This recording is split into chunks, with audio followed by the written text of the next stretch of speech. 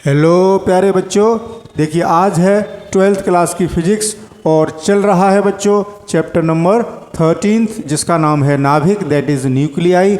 और इस चैप्टर का बच्चों आज रहेगा लेक्चर नंबर 8। तो बच्चों आज के लेक्चर में हम एक नया टॉपिक पढ़ने जा रहे हैं। आप अपनी एनसीईआरटी की बुक उठाइए। आपकी एनसीईआरटी की बुक में अनुभाग 13.6 ये जो टॉपिक है 13.6 उसका नाम है रेडियो एक्टिवता। एक नया कॉन्सेप्ट सीखने जा रहे हैं बच्चों। तो रेडियो एक्टिवता को कहते हैं, इंग्लिश में कहते हैं रेडियो एक्टिविटी। Radio activity.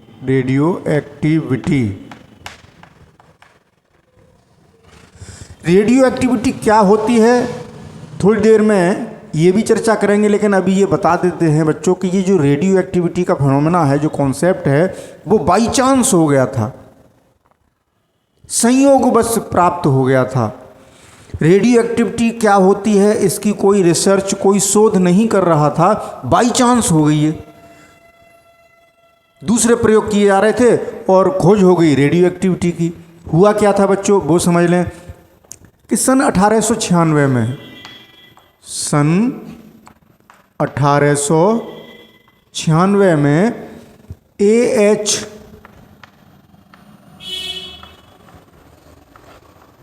बैकुरेल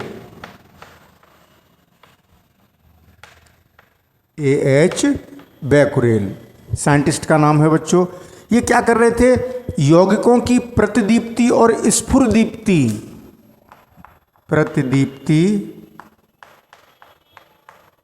और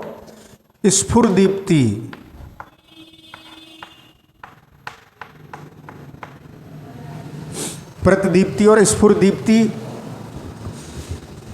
की जो परिघटना है उस पर प्रयोग कर रहे थे सन 1896 में A.H. बैकुरेल। क्या होती हैं ये घटनाएं? मतलब आपने देखा होगा कि दिन के समय जैसे कुछ घड़ियां ऐसी होती हैं कि दिन के समय प्रकाश उन पर गिरता रहता है, रात के समय सुइयां और जो अंक हैं घड़ी के वो दिखते हैं। यानी दिन में प्रकाश का पदार्थ ने अवशोषण किया और रात में उसका रात में क्या उत्सर्जन भी किया काफ़ी देर तक, तो हमें वो सुइयां दिखती हैं अंधेरे में भी। ग्रीन लाइट आपने देखी होगी, ऐसे देखा है आपने। तो प्रतिदीप्ति और स्फुरदीप्ति की जो परिघटनाएं उन पर प्रयोग कर रहे थे। तो इस दौरान उन्होंने क्या किया था बच्चों? यूरेनियम,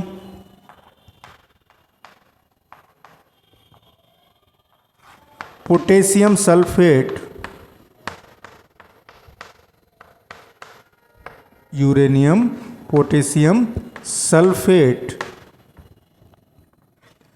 के छोटे छोटे कई टुकड़े लेकर उन पर कुछ घंटे तक लाइट डाली और उनको जैसे कुछ टुकड़े लिए, छोटे छोटे टुकड़े। किसके हैं ये टुकड़े? यूरेनियम पोटेशियम सल्फेट के टुकड़े लिए। इन पर लाइट डाली, प्रकाश डाला कुछ घंटों तक और फिर उनको क्या कर दिया बच्चों? काले कागज में बंद कर दिया। इससे जो कुछ निकलेगा तो वो काले कागज में लपेट दिया। मान लो जो भी रेडिएशन निकलेगा वो इससे अवशोषित हो जाएगा, ऐसा कुछ सोचा होगा उन्होंने। और यहाँ फोटोग्राफिक प्लेट रखी है, इसके बीच में एक सिल्वर की फॉइल रख दी, स्वर्ण पत्र, चांदी की पन्नी रख दी है, ये है स्वर्ण पत्र। और ये है बच्चों फोटोग्राफिक प्लेट। आप फ़ोटो खिंचाते हैं, अब तो डिजिटल ज़माना है, पहले फ़ोटो खींचते थे तो नेगेटिव मिलता था कि ये फ़ोटो का नेगेटिव है, तो वही फ़ोटोग्राफिक प्लेट होती है बच्चों। आप एक्सरे कराने जाते हैं वो भी फ़ोटोग्राफिक प्लेट होती है। फ़ोटोग्राफिक प्लेट पर अगर कोई रेडिएशन गिरेगा तो वो प्रभावित हो जाती है। तो ऐसा उन्होंने अरेंजमेंट कर दिया था। वो अध्ययन किसका कर रहे थे? रेडियो एक्टिविटी का अध्ययन नहीं कर रहे थे। रेडियो एक्टिवता की तो कोई जानकारी नहीं थी उस समय कि रेडियो एक्टिवता होती क्या है, ये टर्म ही नहीं था उस समय। कब? 1896 में वो कर रहे थे प्रतिदीप्ति और स्फुरदीप्ति की खोज, और हो गई रेडियो, खोज नहीं, उस पर शोध कर रहे थे, एक्सपेरिमेंट्स कर रहे थे। इन्हीं एक्सपेरिमेंट्स के दौरान बाई चांस हुआ सब और खोज हो गई बच्चों रेडियो एक्टिविटी की। बाई चांस हुई है ये, संयोग बस। तो हुआ क्या कि जब इस फोटोग्राफिक प्लेट को डेवलप किया गया, जैसे उसका फिर फोटो बनाते हैं बच्चों, तो ये काली पड़ गई। काली पड़ने का मतलब कि इस पर कुछ किरणें गिरी, कुछ गिरा इस पर, जो कि इस काले कागज़ को भी भेद आया। यानी यहाँ से कुछ ऐसा निकला कि जो इस काले कागज़ को भी पार कर गया और इस स्वर्ण पत्र को, इसको भी पार कर गया और कहाँ पहुँच गया, इस प्लेट तक। ऐसा कुछ निकला इसमें से। ये तभी संभव होगा बच्चों। बच्चों एक मिस्टेक हो गई, उन्होंने यहाँ स्वर्ण पत्र नहीं, थोड़ी मिस्टेक हो गई। सोने चांदी में कन्फ्यूजन हो जाता है यार, सोना चांदी, थोड़ा सॉरी बच्चों। उन्होंने किसकी प्लेट रखी, मतलब किसकी पन्नी लगाई यहाँ पर, पतली फॉयल चांदी की, चांदी का पत्र रखा उन्होंने। मैं इतना खो गया कि सोने और चांदी में अंतर नहीं कर पाया बच्चों, ठीक है। तो ये जब इफेक्टेड हो गई, प्रभावित हो गई, जब इसको डेवलप किया गया, काली हो गई, तो इससे ये निष्कर्ष निकला कि इसमें से कुछ ऐसा निकला जो इस काले कागज़ को भी, यानी ये क्या है, ब्लैक पेपर,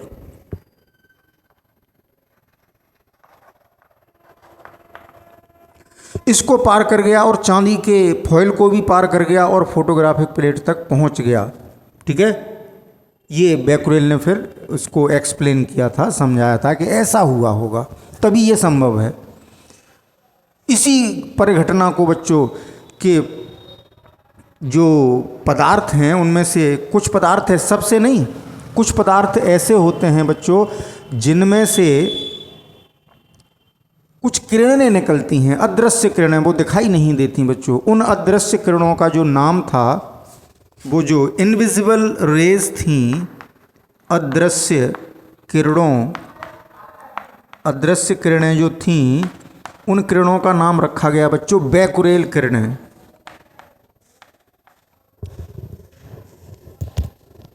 सॉरी बच्चों, आपकी बुक में बैकुरल भी लिखा हुआ, प्रोनाउंसिएशन है, कैसे ही पढ़ लो।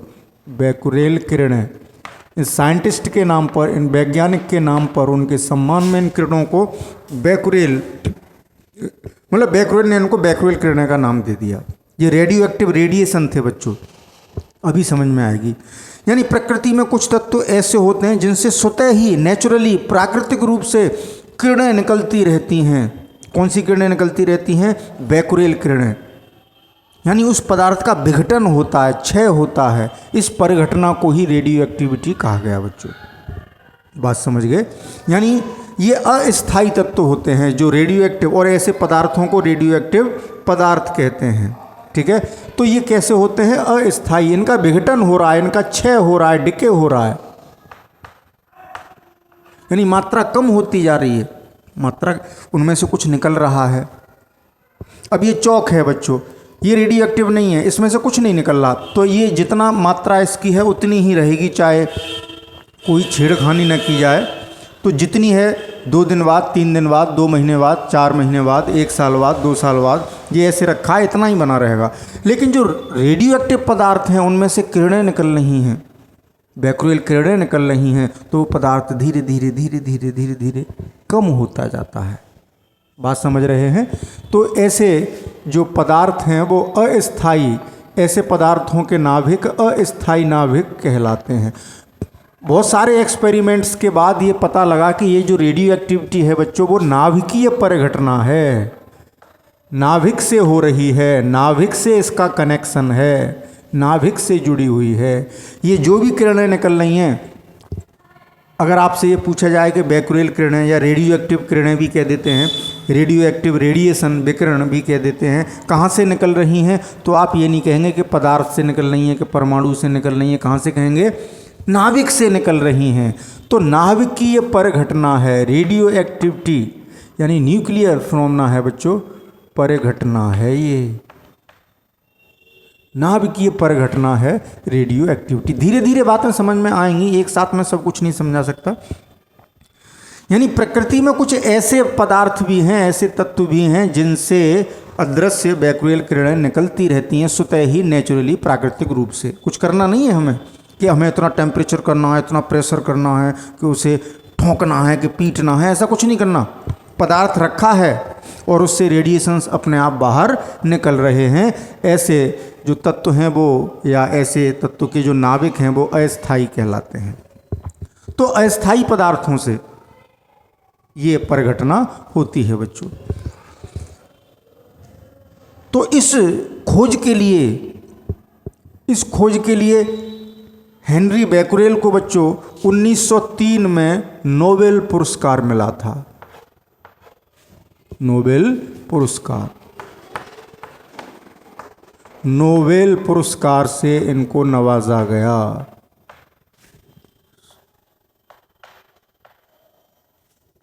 उन्नीस सौ 1903 में बहुत बड़ी परिघटना थी बच्चों। फिजिक्स के क्षेत्र में ये बहुत बड़ी परिघटना है। हाँ, तो बच्चों बात को आगे बढ़ाते हैं। तो इन्हें नोबेल, बच्चों पुरस्कार में गलत लिख जाता हूँ जल्दबाजी में। तो 1903 में इनको नोबेल प्राइज़ मिला बच्चों। एक बहुत बड़ी परिघटना की खोज कर ली थी, रेडियो एक्टिविटी की।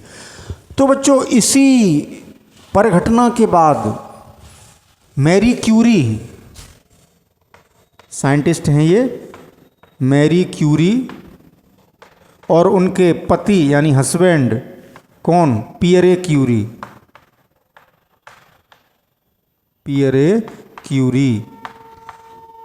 ने 1898 में रिसर्च शुरू कर दी। इस खोज के 2 साल बाद उन्होंने रिसर्च शुरू कर दी, रेडियो एक्टिविटी पर शोध करना शुरू कर दिया बच्चों, काम करना शुरू कर दिया। और इस शोध में उन्होंने एक रेडियो एक्टिव तत्व की खोज कर ली कि इससे बैक्यूरियल किरणें बाहर निकल रही हैं। और ये पोलैंड के निवासी थे बच्चों, तो अपने देश के नाम पर उस पदार्थ का, उस रेडियो एक्टिव तत्व का नाम उन्होंने रख दिया पोलेनियम।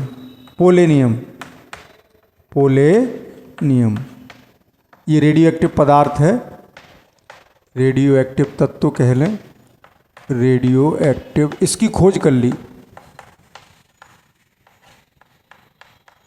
समझ गए ना।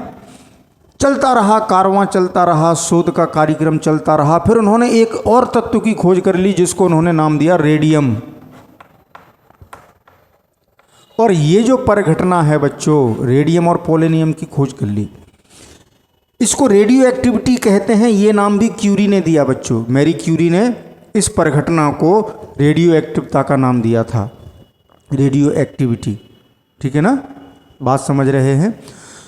तो इस बड़ी उपलब्धि के लिए इन्हें भी 1903 में 2 प्राइज मिले बच्चों। ये पहली वैज्ञानिक थीं जिन्हें 2 भिन्न भिन्न क्षेत्रों में, मतलब 1903 में इनको नोबेल प्राइज़ मिला फिजिक्स के क्षेत्र में, और 1911 में मिल गया एक और केमिस्ट्री के क्षेत्र में। तो ये पहली साइंटिस्ट थी जिनको 2-2 नोबेल प्राइज मिले थे बच्चों। कितने गौरव की बात है कि 2-2, एक के लिए तो तरस जाते हैं लोग। तो बच्चों आगे बढ़ते हैं। मैं ये देख रहा था मेरा रिसीवर ऑन है या नहीं। चलिए, रिसीवर ऑन है, ट्रांसमीटर भी ऑन है, बैटरी डाउन तो नहीं है, ये देख रहे थे। तो बच्चों ये जो रेडिएशन निकलते हैं वो 3 टाइप के होते हैं, यानी पदार्थ का, नाभिक का क्षय हो रहा है। नाभिक का क्या हो रहा है? क्षय। तो उनमें से निकल क्या क्या रहा है? ये जो बैक्यूरियल किरणें हैं वो 3 भागों में बटी होती हैं बच्चों। 3 टाइप की किरणें निकलती हैं, 3 टाइप के क्षय होते हैं। अभी बताते हैं, जल्दी से इसका एक स्क्रीनशॉट ले लें। हाँ, तो बच्चों अब आगे चलते हैं। हमने ये कहा था कि प्रकृति में कुछ पदार्थ ऐसे होते हैं जिनसे स्वतः ही कुछ अदृश्य किरणें, विकिरण उत्सर्जित होता रहता है। इसी घटना को हमने रेडियो एक्टिविटी नाम दिया था, और ऐसे पदार्थों को हम रेडियो एक्टिव पदार्थ कहते हैं। तो बच्चों जो विकिरण निकलता है, जैसे ये पदार्थ है कोई रेडियो एक्टिव पदार्थ, यूरेनियम हो सकता है, रेडियम हो सकता है, पोलेनियम हो सकता है, थोरियम हो सकता है, बहुत सारे रेडियो एक्टिव पदार्थ हैं।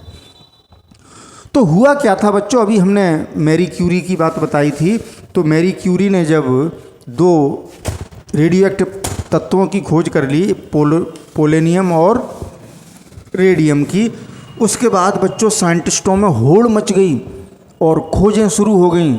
और नए नए रेडियो एक्टिव तत्वों की खोज हो गई। अब तक बहुत सारे रेडियो एक्टिव तत्व प्राप्त हो गए और ये देखा गया कि जो लेड है, लेड पीबी, जिसका परमाणु क्रमांक एटॉमिक नंबर Z82 होता है, आवर्त सारणी में इसके बाद के जो तत्व हैं वो मोस्टली रेडियो एक्टिव हैं बच्चों। ठीक है ना। तो इनसे जो रेज निकल रही हैं बच्चों, जो विकिरण निकल रहा है वो 3 टाइप का है, यानी 3 टाइप का क्षय हो रहा है। यानी इस नाभिक का क्या हो रहा है बच्चों? क्षय। नाभिकीय परिघटना है अभी बताई। तो इसमें 3 प्रकार के रेडिएशन हैं, अल्फा, बीटा, गामा। अल्फा किरणें, अल्फा रेज, इतना तो जानते हैं आप, किरणें लिख लेंगे, beta raise and gamma rays. इन्हीं किरणों को क्या नाम दिया गया है? बैकुरेल किरणें या रेडियो एक्टिव किरणें। बैकुरेल या बैकुरल, आपकी किताब में ऐसा लिखा है, मैं बैकुरेल पढ़ता हूँ। नाम है, नाम को कैसे ही पढ़ लो, बैकुरेल। ओहो, कितना शोर करते हैं लोग हिंदुस्तान में। ओहो, चलिए, बैकुरेल किरणें निकल रही हैं 3 टाइप की। यानी जो नाभिक का क्षय हो रहा है उसमें अल्फा क्षय हो रहा है, बीटा क्षय हो रहा है, इनको डिटेल में आगे पढ़ेंगे एक एक करके बच्चों। गामा क्षय हो रहा है। अभी थोड़ी सी बात बता देते हैं। अल्फा क्षय जो है वो हीलियम का नाभिक होता है, इसमें अल्फा कण निकलते हैं। अल्फा रेज किससे बनी है? अल्फा रेज बनी है अल्फा कणों से। चलिए, ज़्यादा बात नहीं बता रहे, ये तो डिटेल में पढ़ेंगे। 2He4 का नाभिक, हीलियम का नाभिक, ये होता है अल्फा कण। हीलियम का नाभिक क्या कहलाता है? अल्फा कण। तो जब अल्फा कण निकल रहे हैं किसी रेडियो तत्व से अल्फा कण निकल रहे हैं किसी नाभिक से, तो वो बन गई अल्फा किरण, अल्फा रे बन गई।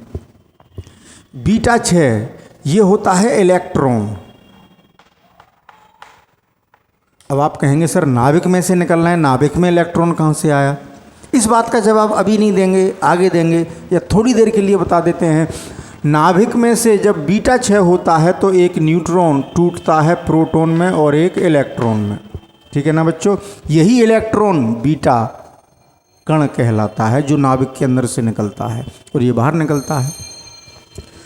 और गामा क्षय, गामा क्या है? गामा जो है एनर्जी का पैकेट है, फोटोन। ये है फोटोन, यानी एनर्जी है। यानी क्या है गामा क्षय का? गामा क्षय कोई पार्टिकल नहीं है, एनर्जी है बच्चों, एनर्जी भी निकलती है। तो बच्चों अल्फा और बीटा क्षय एक साथ नहीं हो सकते। अल्फा के साथ गामा हो सकता है, बीटा के साथ गामा हो सकता है, लेकिन ये दोनों क्षय एक साथ नहीं होंगे। पहले अल्फा निकल गया फिर बीटा निकल सकता है। ठीक है ना। ये तो भाई समझ गए भाई।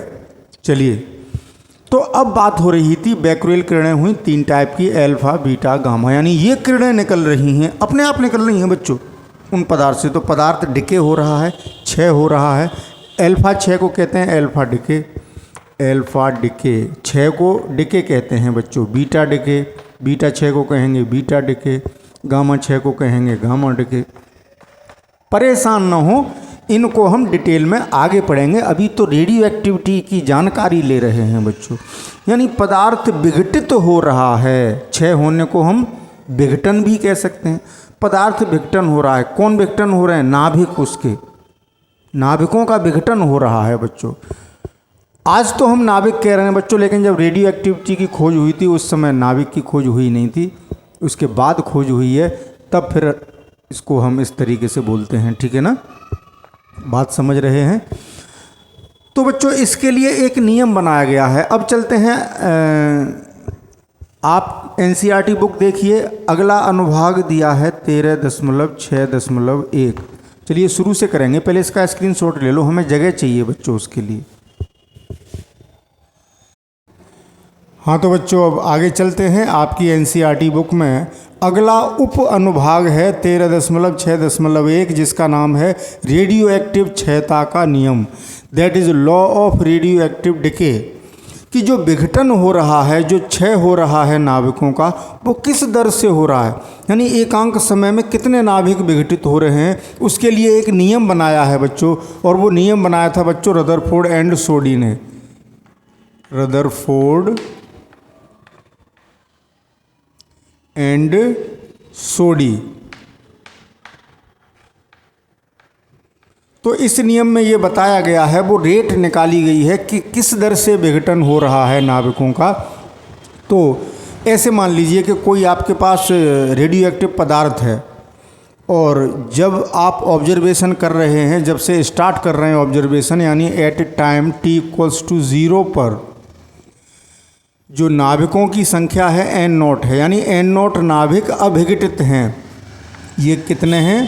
अविघटित। इनका विघटन नहीं हुआ है, इनका क्षय नहीं हुआ है, इतने उपस्थित हैं उस समय जो अविघटित हैं। और at time t equals to t पर बच्चों कितने हैं? n हैं, n अविघटित हैं इतने, क्योंकि विघटन शुरू हो गया बच्चों, तो कभी जब देखोगे तो कुछ तो विघटित हो गए होंगे। ऐसे ही at time t plus dt पर देखें तो कुछ विघटित हो गए होंगे, तो कुछ कम रह गए होंगे अविघटित नाभिक। वो कितने रह गए? यानी dt टाइम में dn नाभिक विघटित हो गए तो n माइनस dn रह गए। ये अविघटित नाभिक हैं। यानी t बराबर 0 पर n नॉट नाभिक अविघटित थे और t पर n अविघटित थे, और t प्लस dt टाइम पर n माइनस dn नाभिक रह गए जो अविघटित थे, जिनका क्षय नहीं हुआ था। यानी dt टाइम में बच्चों, dt टाइम में कितने नाभिक विघटित हो गए? dn। तो नियम ये है बच्चों कि जो विघटन की दर है, यानी एकांक समय में विघटित होने वाले नाभिकों की संख्या, वो विघटन की दर कहलाएगी बच्चों। तो वो कितनी होगी? dn ओवर dt, और माइनस लगाएंगे क्योंकि विघटन के बाद अविघटित नाभिकों की संख्या घट रही है, विघटन हो रहा है लगातार, तभी तो n माइनस dn था, यानी माइनस dn अपॉन dt। तो ये दर हो गई। ये जो दर है वो उस टाइम पर जितने अविघटित नाभिक हैं उनके अनुक्रमानुपाती होती है। बात समझ गए? ये नियम दिया था रदरफोर्ड एंड सोडनी ने। यही है मूल नियम बच्चों कि minus dn upon dt proportional to n। तो इसको ऐसे लिख सकते हैं, प्रोपोर्शनैलिटी का साइन हटाएंगे तो minus dn upon dt equals to एक कांस्टेंट आ जाएगा लैम्बडा n। इसको ऐसे भी लिख सकते हैं कि dn अपॉन dt बराबर माइनस लैम्बडा n। इसको डाल दीजिए आप इक्वेशन नंबर फर्स्ट, या इक्वेशन नंबर फर्स्ट इसको डाल देते हैं, ठीक है। इसको सेकंड कर देते हैं या 1 2 लिख देंगे, जैसे होगा। तो ये नियम हुआ कि रेडियो एक्टिव पदार्थ में जो नाभिकों के विघटन की दर है वो उस टाइम पर अविघटित नाभिकों की संख्या के अनुक्रमानुपाती होती है। ये नाभिकों की संख्या है बच्चों, ठीक है ना? बात समझ गए? अब इससे हम एक अच्छा सा रिजल्ट निकालेंगे। तो एक काम करते हैं, इसका हम इंटीग्रेशन करते हैं। तो इसको अरेंज कर लेते हैं, dn upon n equals to dn upon n equals to minus lambda, और dt यहाँ आ गया माइनस लैम्बडा dt, ठीक है ना बच्चों? अब इसका इंटीग्रेशन कर दें। ऑन इंटीग्रेटिंग, समाकलन करने पर, इसका क्या कर रहे हैं बच्चों? समाकलन। तो क्या मिलेगा? dn over n equals to minus integration lambda dt। यही तो होगा। इसका समाकलन क्या होगा बच्चों? log n। इतना तो आप पढ़ के आए हैं। और base e equals to minus lambda dt का हो गया t। लैम्बडा कांस्टेंट है। यहाँ जो प्रोपोर्शनैलिटी कांस्टेंट आया था लैम्बडा, इसको बच्चों हम कहते हैं रेडियो एक्टिव क्षय नियतांक। क्षय हो रहा है ना नाभिकों का, क्षय नियतांक, दैट इज डिके कांस्टेंट। क्या है ये? Decay, radio active decay constant है बच्चों। ये रेडियो एक्टिव डिके कांस्टेंट है लैम्बडा। और जब समाकलन किया बच्चों माइनस लैम्बडा टी, तो जब समाकलन करते हैं तो एक कांस्टेंट और आता है, इसको डाल देते हैं इक्वेशन नंबर 3। अब यहाँ देखें, इस समाकलन नियतांक की वैल्यू निकालनी है तो ये कंडीशंस लगानी होंगी। तो आपको पता है कि एट t = 0, जब समय 0 है उस समय जो नाविकों की संख्या है n, वो n0 है। तो यहाँ ये वैल्यू पुट करते हैं, n की जगह पर n0, तो क्या मिलेगा log n की जगह पर क्या मिलेगा बच्चों, वो क्या, हाँ n की जगह पर क्या मिलेगा n0 बेस e बराबर माइनस लैम्बडा इंटू 0, t0 है प्लस c, तो ये तो 0 हो गया, तो c बराबर कितना आ गया log n0। ये वैल्यू यहाँ रख दें समीकरण 3 में रखने पर।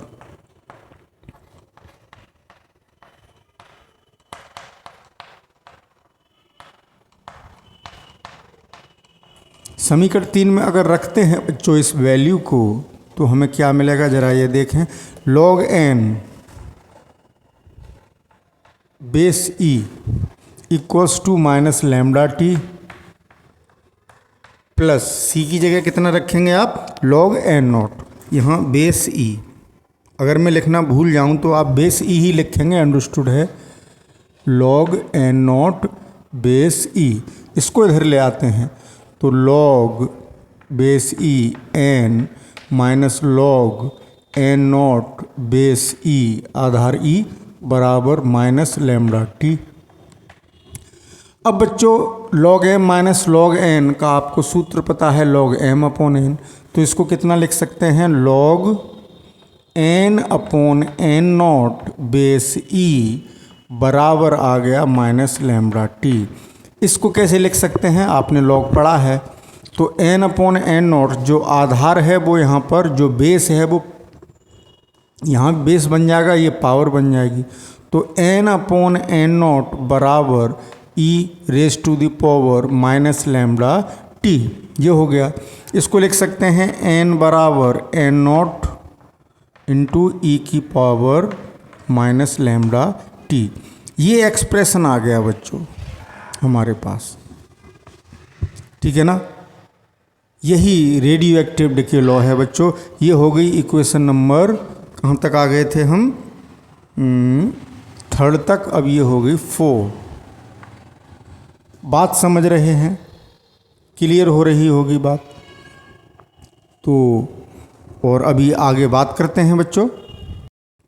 तो बच्चों इस एक्सप्रेशन से हम किसी टाइम t पर, पर्टिकुलर टाइम t पर ये कैलकुलेट कर सकते हैं कि कितने नाभिक अभिघटित हैं। n0 प्रारंभिक नाभिकों की संख्या है जो अभिघटित थे t बराबर 0 पर, और आफ्टर टाइम t यानी t समय बाद कितने अभिघटित हो गए n, यानी कितने विघटित हो चुके n माइनस, यानी विघटित कितने हो गए, बचे n टाइम t पर, तो विघटित कितने हुए, 6 कितनों का हुआ, विघटित कितने हो गए n माइनस n0, यानी n बचे हैं और पहले थे n0, तो टाइम t के बाद n माइनस n0, इसका मतलब इतने ही तो विघटित हो गए बच्चों। ये अविघटित शेष अविघटित नाभिकों की संख्या है, ये प्रारंभिक नाभिकों की संख्या है। यहाँ पर बच्चों आप देख रहे हैं कि नेगेटिव पावर आ रही है और ये चरघातांकी व्यंजक प्राप्त हुआ। तो अगर इसका ग्राफ खींचें तो जो संख्या है, अगर हम इधर टाइम लें और इधर n लें, अविघटित परमाणुओं की संख्या, तो यहाँ प्रारंभ में मान लो n0 थे, यहाँ कितने थे n0, तो चरघातांकी ग्राफ कुछ ऐसे आता है बच्चों, इस टाइप का ग्राफ मिलेगा आपको। बात समझ रहे हैं? तो ये समझ आ गया होगा कि किस तरीके से जो विघटन की दर है वो डिपेंड करती है उस टाइम पर जो अविघटित नाभिकों की संख्या है। यानी जितने ज़्यादा नाभिक उस समय हैं उतनी ज़्यादा विघटन की दर है, और जैसे जैसे विघटन होता जाएगा अविघटित नाभिकों की संख्या कम होती जाएगी, यानी विघटन की दर बच्चों उतनी ही स्लो होती जाएगी। यानी प्रारंभ में जब ज़्यादा नाभिक हैं, नाभिकों की संख्या बहुत है, तो विघटन बहुत तेजी से होगा, और जैसे जैसे नाभिक कम होते जाएंगे विघटन की दर, नाभिकों के विघटन की दर यानी एकांक समय में जो नाभिक विघटित हो रहे हैं वो कैसी हो जाएगी, कम होती जाएगी, क्योंकि वो डिपेंड कर रही है अविघटित नाभिकों की संख्या पर। तो कांस्टेंट नहीं होती बच्चों रेट, हमने कांस्टेंट थोड़ी लिखा था, प्रोपोर्शनल टू n लिखा था। जैसे जैसे नाभिकों की संख्या, यानी प्रारंभ में तो विघटन बहुत तेजी से होगा, और जैसे जैसे अविघटित नाभिक कम होते जाएंगे वैसे ही विघटन की दर कम होती जाएगी। तो कम होती जा रही है बच्चों, जैसे जैसे टाइम बढ़ रहा है, और t इक्वल्स टू इन्फिनिटी पर 0 हो जाएगी, विघटन बंद हो जाएगा बहुत लंबे समय के बाद t इक्वल्स टू इन्फिनिटी पर। तो जल्दी से इसका स्क्रीनशॉट लें बच्चों। हाँ तो बच्चों अब आगे चलते हैं, एक नए टर्म को पढ़ते हैं बच्चों। मुझे थोड़ी जगह करनी थी इसलिए इतना पोर्शन हटा दिया है। अब पढ़ते हैं बच्चों सक्रियता, रेडियो एक्टिव पदार्थों की सक्रियता क्या होती है, यानी एक्टिविटी। सक्रियता मीन्स एक्टिविटी, ये टॉपिक पढ़ते हैं बच्चों। तो बच्चों जो रेडियो एक्टिव पदार्थ हैं उनके नाभिकों के विघटन की जो दर है -dN/dt वो सक्रियता कहलाती है। यानी जितनी ज़्यादा तेज़ी से, यानी एकांक समय में जितने ज़्यादा नाभिक विघटित होंगे तो सक्रियता उतनी ज़्यादा होगी। यानी जो विघटन की दर है बच्चों वही सक्रियता है। सक्रियता को R से लिखते हैं, और R क्या हुई, यानी दर क्या है विघटन की, -dN/dt, यही सक्रियता है बच्चों। विघटन की दर, कितनी तेज़ी से विघटन हो रहा है बच्चों, बात समझ रहे हैं, ठीक है ना। तो जल्दी से समझने की कोशिश करें बच्चों, क्योंकि बच्चों अलग अलग जो रेडियो एक्टिव पदार्थ हैं वो अलग अलग दर से विघटित होंगे, इसलिए हम सक्रियता को पढ़ रहे हैं कि वो जो दर है वो अलग अलग होगी बच्चों। यानी जो बहुत तेज़ी से विघटित हो रहा होगा उसकी सक्रियता बहुत ज़्यादा होगी, जो धीमे धीमे विघटित हो रहा होगा उसकी सक्रियता कम होगी, यानी दर है। तो बच्चों इसको हम यहाँ रखें तो हम क्या कह सकते हैं कि -dN/dt फ्रॉम इक्वेशन फर्स्ट, पहली समीकरण से हमें क्या मिलेगा, इसकी जगह मैं R लिख दूँ तो R बराबर आ गया λn। ये हो गई इक्वेशन नंबर 5। अब बच्चों इस इक्वेशन का अगर मैं डिफरेंशिएशन करूं, समीकरण 4 का अवकलन यानी डिफरेंशिएटिंग इक्वेशन 4, समीकरण 4 साफ नहीं बना, समीकरण 4 का अवकलन डिफरेंशिएशन करने पर, लिख लेना, करने पर क्या मिलेगा, dN/dt, t के सापेक्ष अवकलन कर रहे हैं तो dN/dt बराबर n0 कांस्टेंट है, कितना आएगा -λ इंटू दिस e की पावर -λt। अवकलन तो आप करना जानते हैं। इस माइनस को मैं इधर ले आता हूँ तो -dN/dt बराबर अब माइनस कहाँ रहा, λn0 e की पावर -λt, यही तो रह गया बच्चों, बात समझ रहे हैं। हाँ तो बच्चों अब -dN/dt आप देख रहे हैं यहाँ से ये R है तो R बराबर, अब यहाँ R कितना था λn, अब λn0 कर दें, यानी और n0 कब था, जब टाइम 0 था, तो वो R0 हो गई। यानी ये जो टर्म है उसको हम R0 लिख सकते हैं इंटू e⁻⁻ -λt।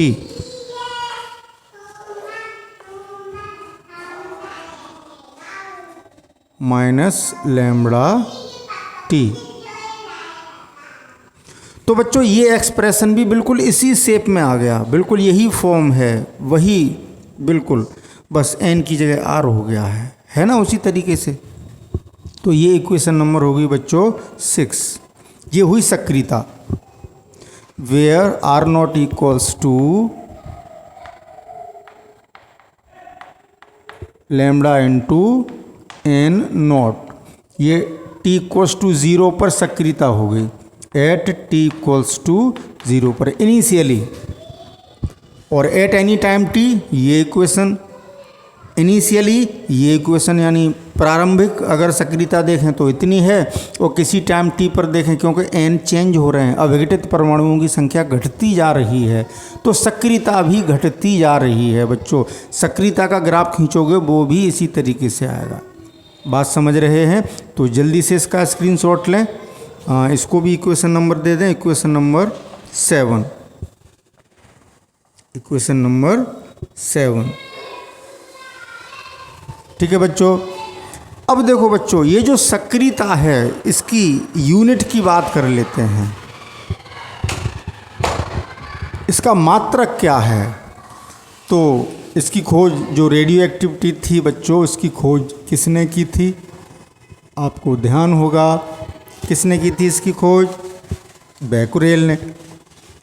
तो उनको सम्मान देने के लिए बैकुरेल सर के सम्मान में इस सक्रियता का मात्रक बच्चों क्या रखा गया? बैकुरेल। ऐसा यूनिट बैकुरेल है। ठीक है। तो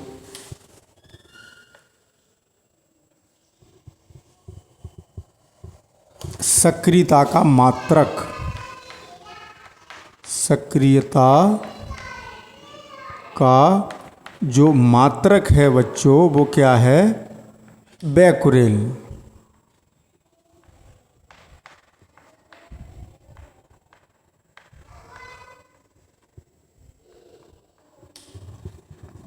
बात समझ रहे हैं? सक्रियता का जो मात्रक है बच्चों वो क्या है? बैकुरेल। इसको BQ से लिखते हैं, सांकेतिक जो संकेत है वो BQ है, सक्रियता का मात्रक है बच्चों। मतलब बैकुरेल का मतलब क्या है? एक बैकुरेल का क्या मतलब हुआ? एक बैकुरेल का मतलब हुआ एक विघटन प्रति सेकंड, यानी कितने विघटन हो, कितने नाभिकों के विघटन हो रहे हैं। मान लो 1 सेकंड में 10 नाभिकों के विघटन हो रहे हैं, तो सक्रियता कितनी हो गई? 10 बैकुरेल। 100 के हो रहे हैं तो 100 बैकुरेल, 1000 के हो रहे हैं तो 1000 बैकुरेल, यानी 1 विघटन प्रति सेकंड या 6 विघटन, 1 विघटन प्रति सेकंड। सेकंड में संक्षेप में लिख देता हूँ बच्चों, यानी 1, आप शॉर्ट में इसको लिख सकते हैं डिके पर सेकंड। विघटन प्रति सेकंड का मतलब 1 डिके पर सेकंड, ये एक बैकुरेल हुआ। इसका अन्य मात्रक भी हैं बच्चों। आपने देखा कि रेडियो एक्टिविटी में मैडम क्यूरी का भी योगदान था, मतलब क्यूरी दंपत्ति का भी बड़ा योगदान था।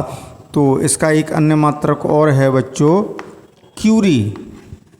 क्या है? इनको भी सम्मान दिया गया, क्यूरी, CI, इसको लिखेंगे CI से।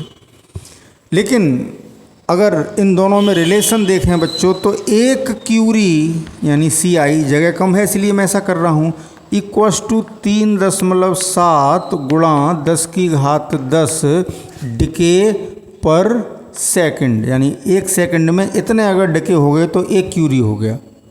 ठीक है ना। और जो 1 DPS है वो 1 बैकुरेल होता है, तो इसको हम ऐसे भी कह सकते हैं कि 1 क्यूरी इक्वस टू 3.7 × 10⁻10 बैकुरेल। आज समझ गए? तो आप सक्रियता भी सीख गए बच्चों। तो बच्चों लेक्चर लेंदी हो रहा है, बात अभी पूरी नहीं हुई है। ये नहीं कि रेडियो एक्टिविटी ख़त्म हो गई बच्चों, अभी रेडियो एक्टिविटी के पैरामीटर्स भी समझाना है हमें। तो वो शेष बातें करेंगे बच्चों कल के लेक्चर में। आज के लेक्चर को यहीं समाप्त करते हैं, जिससे आपको भी कोई असुविधा न हो। ओके बच्चों, तो मिलते हैं कल।